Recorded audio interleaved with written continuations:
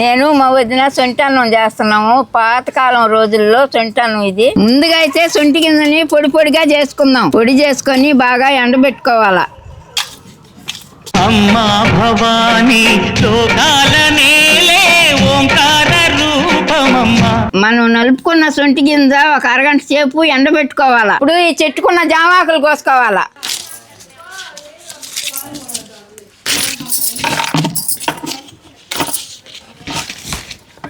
ఇప్పుడు యాపాకు కూడా కోసుకుందాం. ఇప్పుడు మనం కోసుకున్న యాపాకు జామాకు నీట్గా కడుక్కుందాం, దుమ్ము ఉంటుంది.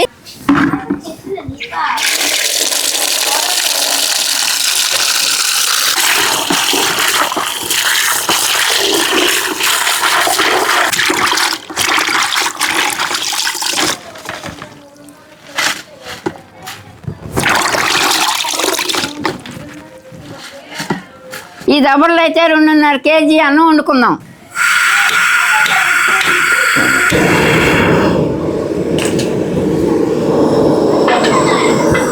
దీంట్లో నీళ్ళు పోయేది నా.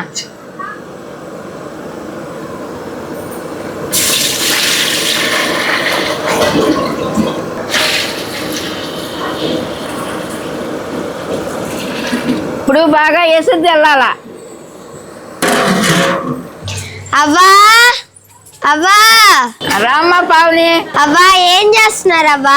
రా పావని, అందరి కోసం సొంటన్నం చేస్తుందా. అవ్వా అసలుకి సొంటన్నం అంటే ఏందవ్వా? పావని, సొంటన్నం అంటే ఒక రోజు చేసుకునేది కాదమ్మా. ఈ రోజు సొంటన్నం చేసుకొని దేవుని ఇంట్లో పెట్టుకొని 3వ రోజు తీయాలమ్మా. అవునా అవ్వా? వదిన, నీళ్ళు అయితే తెలిపోయి నీ ఏసుట్లో బియ్యం పోయి.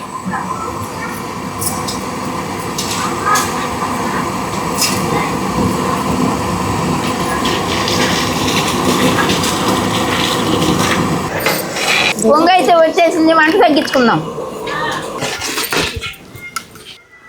అన్నం అయితే ఉడికిపోయింది, వారు చేస్తుందా.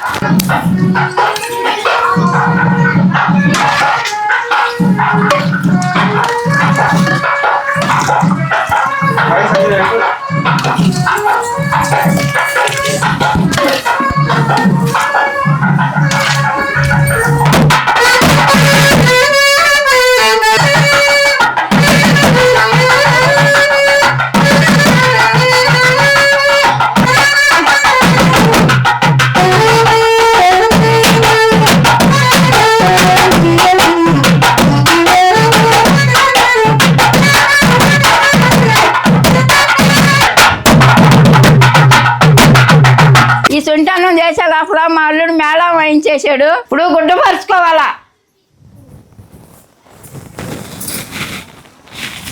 ఇప్పుడు అన్నం అయితే సలాడ్ చేసుకుందాం.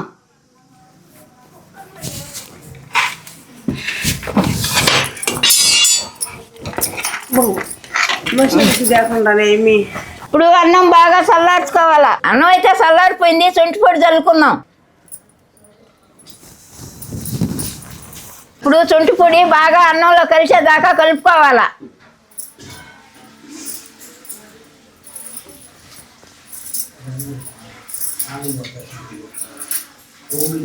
ఇప్పుడు ఈ దబరికి పోలేరం బొట్టు అయితే పెట్టేసుకుందాం. లోపల నెమ్ము తగలకుండా పూసుకోవాలా.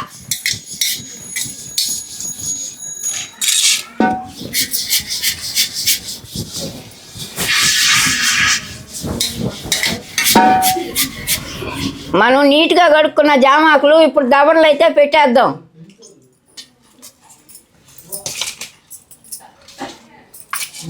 దబర్లో చుట్టూ పెట్టుకోవాలా. యాపాకులు కూడా ఒక 5 వేస్తుందా.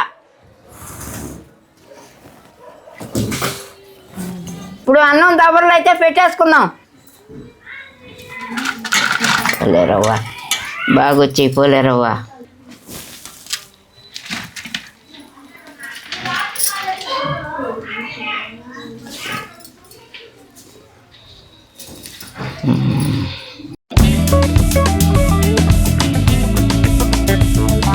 దీనిపైన అయితే జామాకులు పెట్టుకోవాలా.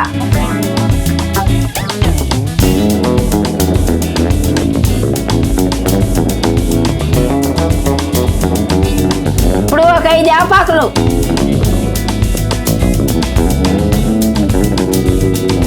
దీని మీద మూత పెట్టి క్లోజ్ చేసుకొని గుడ్డేసి కట్టుకోవాలా.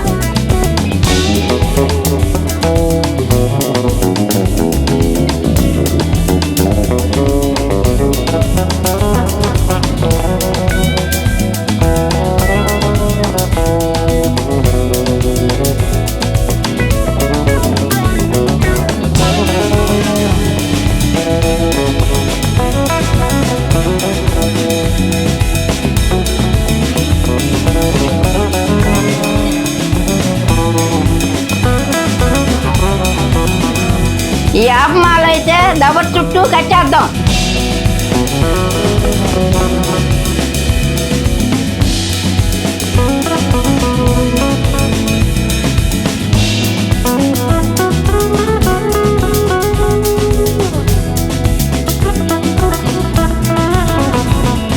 సొంటను అయితే దేవుడింట్లో పెట్టేయాల.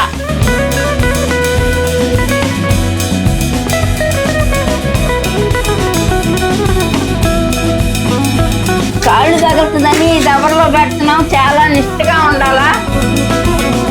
ఈ ఆరు నుంచి 3 రోజులకి దేవుడి ఇంట్లో పెట్టుకోవాలా. చాలా నిష్ఠగా ఉండాలా. ఎవరు వచ్చినా పసుపు నీళ్ళు చల్లుకోవాలా, కాళ్ళు కడుక్కోవాలా. 3 రోజుల తర్వాత అయితే మన సొంటన్నం రెడీ అయిపోద్ది. సొంటన్నంలో సాయంకాలం దీపారాధన చేసుకొని 4 ఏళ్లు పెట్టి తీయాలా. సొంటన్నం రెడీ అయిపోయినాక 3 రోజుల తర్వాత చూపిస్తాను. మీరు లైక్ చేసి సబ్స్క్రైబ్ చేసుకోండి.